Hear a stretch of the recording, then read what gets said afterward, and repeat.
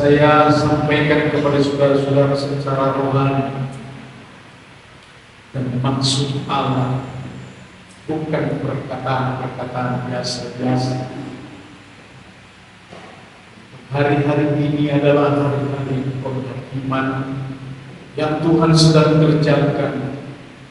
Di pihak kita, Tuhan hanya berfirman supaya engkau kuat dan bijaksana, membawa seluruh hidupmu menjadi penggenapan persembahan kepada Tuhan. Seperti ada tertulis, persembahan yang benar adalah persembahan sejati, engkau beribadah dengan baik kepada Tuhan. Dan saat ini juga akan kusampaikan kepada saudara-saudara mengenai tahun depan. Puji Tuhan jikalau saudara-saudara masih dipersiapkan dengan anugerah dan kasih Tuhan untuk menyeberang ke tahun 2026. Dan hari ini saya mengajarkan kepada saudara-saudara, dengarlah baik-baik.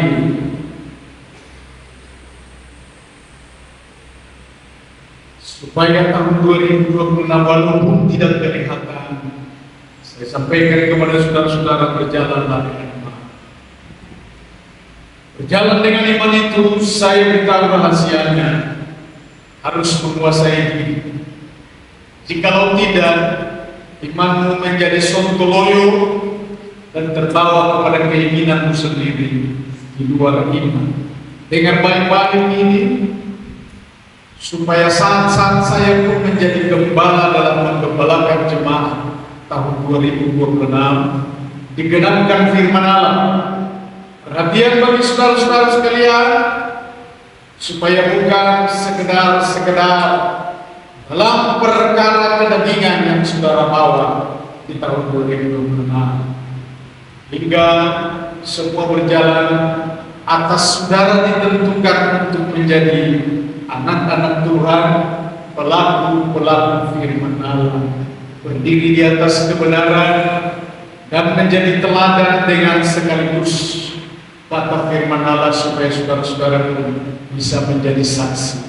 Kenapa hari ini diingatkan kembali kepada saudara perlu diberitahukan adalah hari penghakiman. Sebab saya sedang bersekutu erat dengan Tuhan pada waktu-waktu ini. Walaupun saya batu baru, saudara-saudara, adalah kejadian baru. Saya tidak punya rencana untuk membelikan batu baru, melainkan saya mau menebus. Ada spanduk, saya kuraslah yang namanya keuangan saya hanya dapat 100.000. Karena itu saya tukarkan dulu supaya saya menebus dari spanduk yang sedang saya tempat, yang seharusnya saya tukarkan uang ke toko.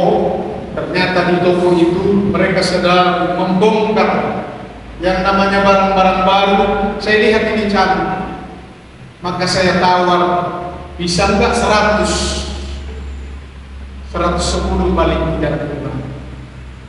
Uang itu cuma 100, tolonglah tukarkan. Maka dikatakan bolehlah 100.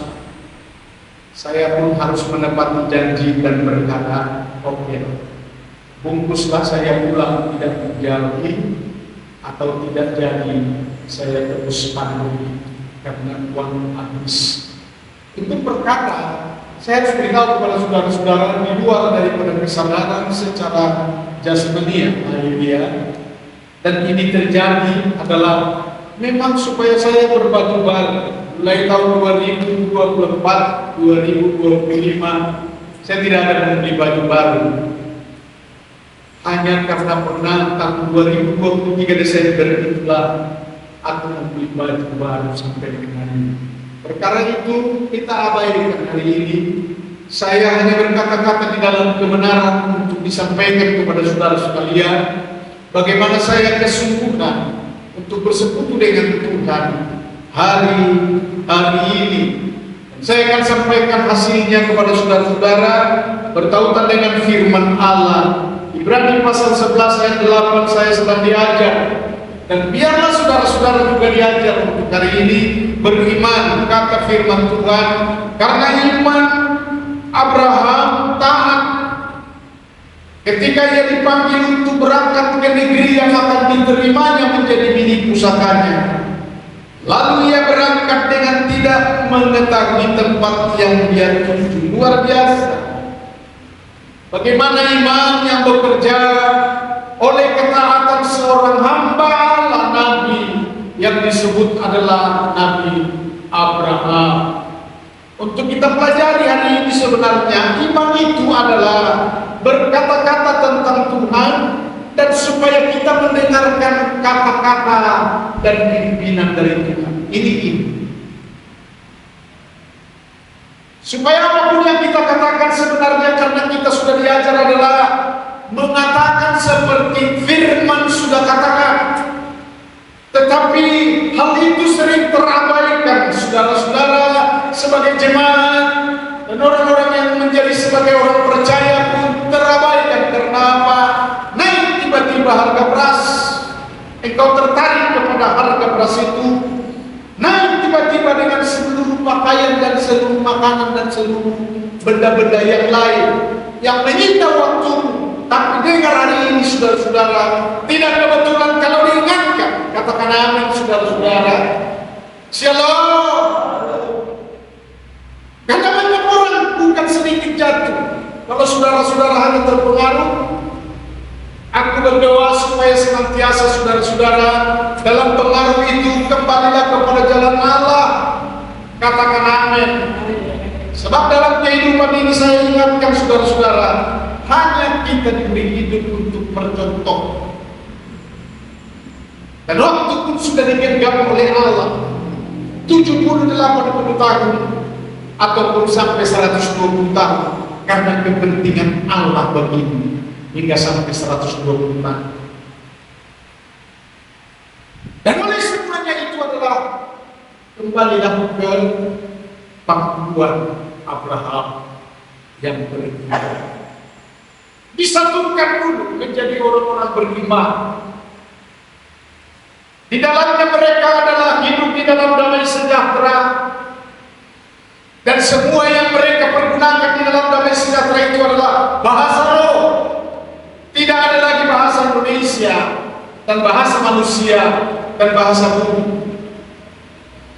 Yang hari ini kututurkan kepada saudara-saudara sebagai orang yang beriman, cobalah di dalam hidupmu damai sejahtera dengan bahasa-bahasa roh yang mengerti tentang iman ada di hadapan Allah, karena itu upahmu engkau bawa sampai di surga. Karena yang surut-surut saudara-saudara tidak akan masuk di dalam perhentian. Untuk yang disebut dalam perhentian sementara itu yang ada di dalam damai sejahtera. Kalau begitu di mana? Ada tempat yang khusus yang harus menghadapi tahta pengadilan Kristus Yesus. Mungkin keselamatan yang ada pada kuat. Engkau masuk di dalam keselamatan itu karena seperti ada tertulis, darah Yesus Kristus itu adalah darah yang mahal yang pernah menebus engkau. Hanya dengan karena pergolakan-pergolakanlah saudara tertarik sehingga harus masuk di dalam perkumpulan yang harus menghadap hadirat hukum pengadilan Kristus. 3 hal saya sampaikan kepada saudara-saudara bertautan dengan iman Abraham. Yang pertama adalah saya perlu sampaikan kepada saudara, oleh karena iman itu sesungguhnya yang dibangun adalah hubungan dan persekutuan kita dengan Kristus. Di luar itu tidak iman. Kalau begitu iman apa? Iman bonjol. Sebab iman itu mengerjakan segala perkara surgawi, segala perkara kemenangan, segala perkara kesaksian saudara-saudara, segala perkara yang membuat saudara yang dipenuhi dengan Roh Kudus adalah berperang dengan dunia dan menaklukkan segala dunia dalam keadaan kesetanan saat-saat ini. Katakan apa? Shalom. Dunia saat ini dalam keadaan kesetanan. Saya hanya bersaksi kepada saudara-saudara secara rohani bahwa bencana alam yang sedang terjadi ini adalah pekerjaan Allah membongkar dan mempermalukan orang-orang yang ada di dalam kesetanan. Kesetanan seragam, kesetanan kuasa, super power, seperti yang dikatakan beberapa orang, di antaranya orang Indonesia tentunya. Karena saya ada hidup di dalam Indonesia ini, mereka berkata, apa rupanya? Hukum ini kan hukum yang ada di dalam Indonesia. Apa rupanya? Saya tidak pernah takut.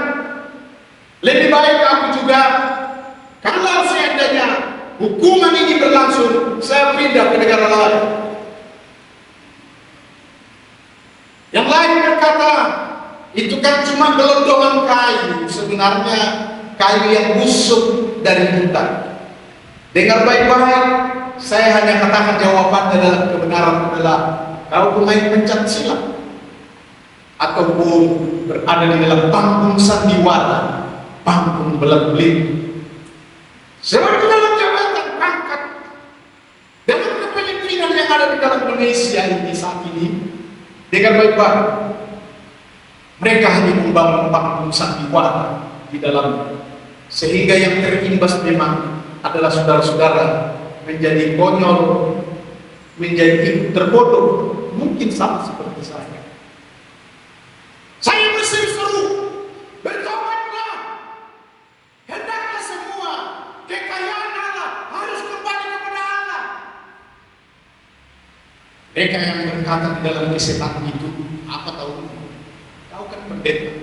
Udah, Alkitab itu aja sampaikan kepada orang lain. Kepada saya jangan. Kira-kira begitulah orang-orang yang kesetanan.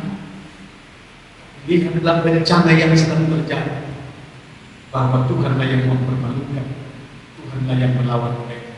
Bukan saja Indonesia, saudara-saudara, tetapi juga se-Asia. Ternyata baru ini 2 hari yang lalu dunia, sehingga secara tersembunyi tidak dieksploitasi, tidak diekspor. Itu doa saya di Madinah sekarang ini, saudara-saudara, supaya orang-orang sadar juga di Madinah kebanjiran dataran tinggi itu sampai sepinggang. Karena doa saya sekarang ini, saudara-saudara, adalah supaya dunia bertobat di tengah kesenapan, dengan yang tidak mau tahu tentang fair, tentang hari penghakiman, tentang kedatangan Yesus. Bahkan luar biasa memang iblis punya pekerjaan. Anak-anak Tuhan itu terseret banyak di dalam perbuatan firman Allah mungkin yang sedang digenapi 30%. Manusia dalam akhir zaman itu terseret oleh ular, terlilit oleh ular. Sebutkanlah apa yang kukatakan di dalam jemaat ini. Coba bayangkan saudara-saudara yang hidup malam untuk ibadah Natal sekalipun berat dia tidak dapat. Shalom. Kenapa tidak datang? Mungkin dia tidak melawan saya dan tidak melawan Allah, tapi melawan hal-hal dalam kebenaran. Shalom. Karena tidak ada ketaatan dan ketundukan dari kebenaran. Kenapa? Kejadiannya adalah dia sudah terbiasa dengan bersandiwara dan bermain sedikit-sedikit dengan judi. Judi apa? Shalom. Judi setan yang sedang merenggut, melawan, dan berada di dalam alam laut. Dan pertama saya harus katakan kepada saudara-saudara, oleh karena iman, aku cinta Yesus. Coba saudara, saya ikutkan untuk bersama dengan saya berkata, karena iman. Aku cinta Yesus. 2, 3 ya. Kalau boleh dikatakan lagi, karena ada yang terganggu, ada yang baru pulang dari Semarang, ada yang baru datang dari mana-mana, saudara-saudara, ada dari Hayalan. Saudara perhatikan ini.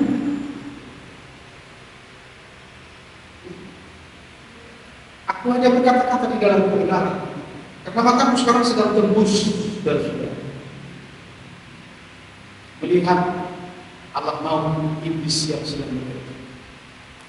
Bayangkan dalam 1 minggu ini, saudara-saudara, saya sedang melayani orang yang digerogoti oleh setan. Apa itu? Pendeta ini ada-ada aja, dengar baik-baik. Keluarga yang dirampas oleh dukun santet itu, istrinya itu masih berdaya sampai dengan hari ini, menguras harta si laki-laki. Terakhir ini, sudah tahu, setelah dikirim ke sana kemari semua uangnya, dituntut lagi untuk harta golongan. Saya hanya bisa berdoa, saudara-saudara, karena tidak gampang untuk merampas itu. Karena setan pun pintar main hukum. Jangan main hukum, saudara-saudara. Salah. Adalah aku sampaikan kepada saudara-saudara supaya jangan bermain-main dengan setan. Karena setan itu adalah pembunuh, pembinasa, pembohong yang akan membinasakan semua pengikut.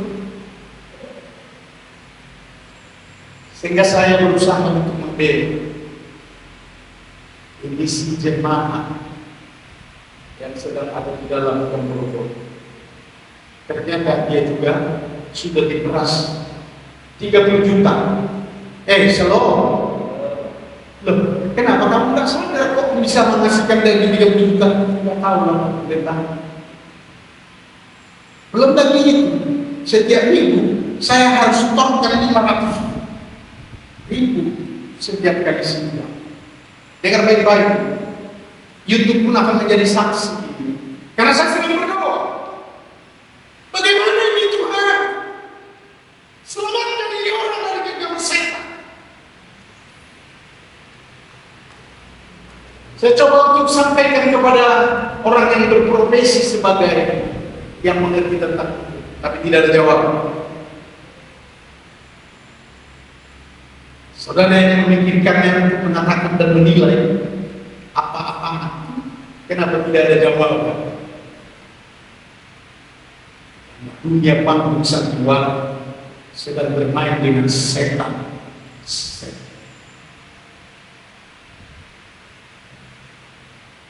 Shalom.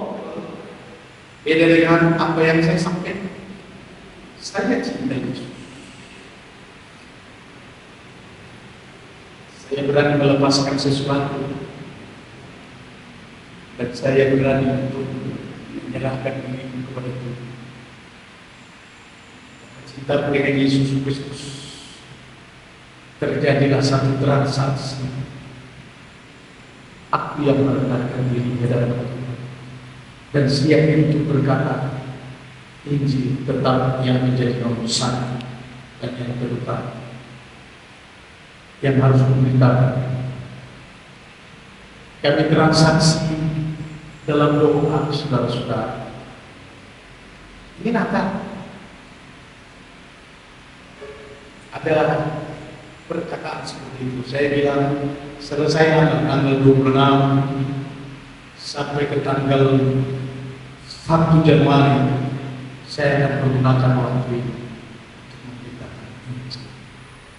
Yang pertama-tama adalah Pixar di Sumatera Utara.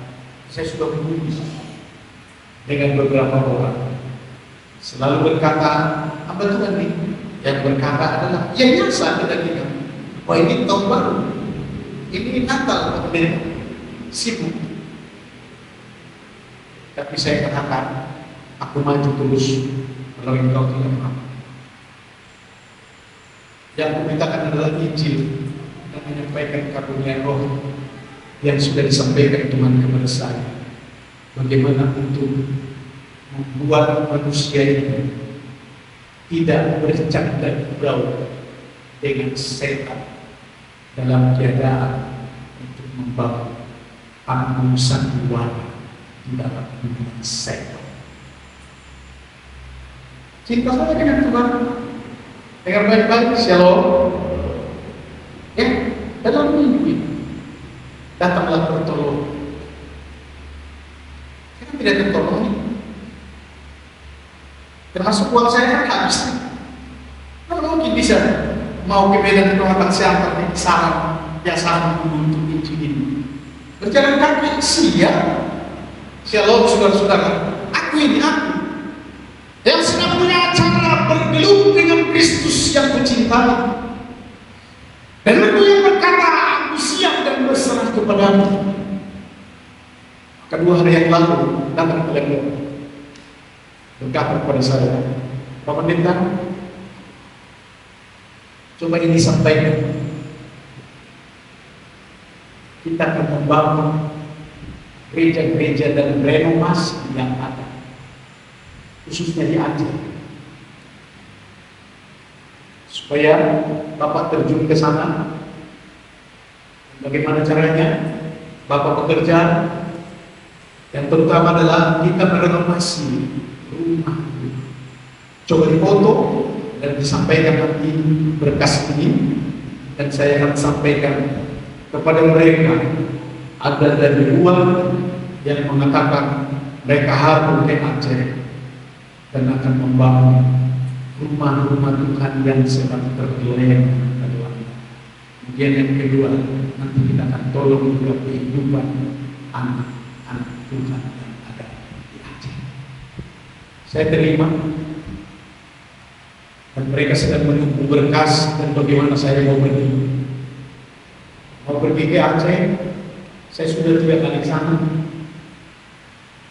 tidak kemakan uang 1 juta harus di kantor.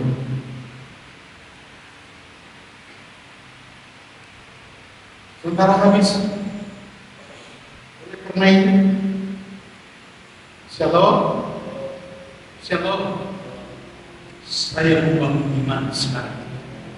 Karena bagi Allah tidak ada mustahil.